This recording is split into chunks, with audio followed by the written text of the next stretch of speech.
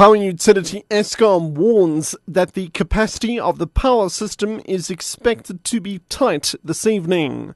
And the National Commissioner of Correctional Services, Tom Moyane, says he treats inmates equally, irrespective of their political affiliation. I'm Richard Brooks. Power utility Eskom has warned that the capacity of the power system is expected to be tight this evening, and consumers need to lower their consumption. Eskom says cold weather is expected to increase demand, particularly from early this evening. Snowfalls have affected some of Eskom's transmission infrastructure in areas of the Western Cape, Eastern Cape and KZN. The power utility says staff and vehicles are on standby and has managed to prevent interruptions to power supply in most parts of the country. It says it's working to restore service to areas that have already lost power. The National Commissioner of Correctional Services, Tom Moyane, says he treats inmates equally, irrespective of their political affiliation.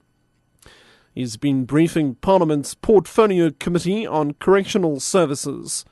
Moyane says former National Police Commissioner Jackie Salibi was subjected to medical tests by independent medical doctors from the Steve Biko Memorial Hospital before being considered for medical parole.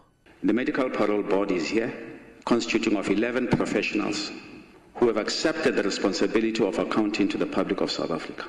I'm not here to speak on their behalf, but it's them who must speak for themselves because it's their careers that are online. Because we're dealing with an issue wherein if we're going to have favoritism in terms of inmates in our category, then we're not doing our job. ANC Youth League Deputy President Ronald Lamola has lambasted Basic Education Minister Angie Motshekga for the Limpopo textbook crisis. He's been speaking to students at the Tshwane University of Technology in Soshanguve, north of Pretoria. Some learners in the province have been without textbooks since the beginning of this year. Lamola has joined a string of people who are calling for the minister's resignation.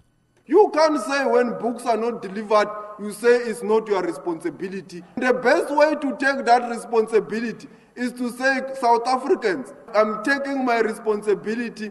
I have failed on my mandate in terms of the key service delivery requirements and indicators that I have signed with the President. I am therefore apologizing for all the mess that I have created. And for that apology, it must not come alone. I am also resigning as a minister. U.S. Secretary of State Hillary Clinton says limited energy resources are crippling investments in South Africa.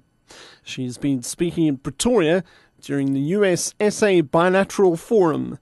Clinton has committed her country to helping South Africa with developing its infrastructure programs and renewable energy sources. The US government will assist American companies to expand their current business activities in South Africa. Pretoria is Washington's largest trading partner in sub-Saharan Africa. Clinton explains. Significant investments will be needed during that time to achieve these kinds of energy goals and also to achieve the goals focused on improving South Africa's transportation infrastructure. For our part, the United States government is taking steps to help American businesses play a role in that effort. A wide range of government stakeholders is helping to strengthen our economic relationship.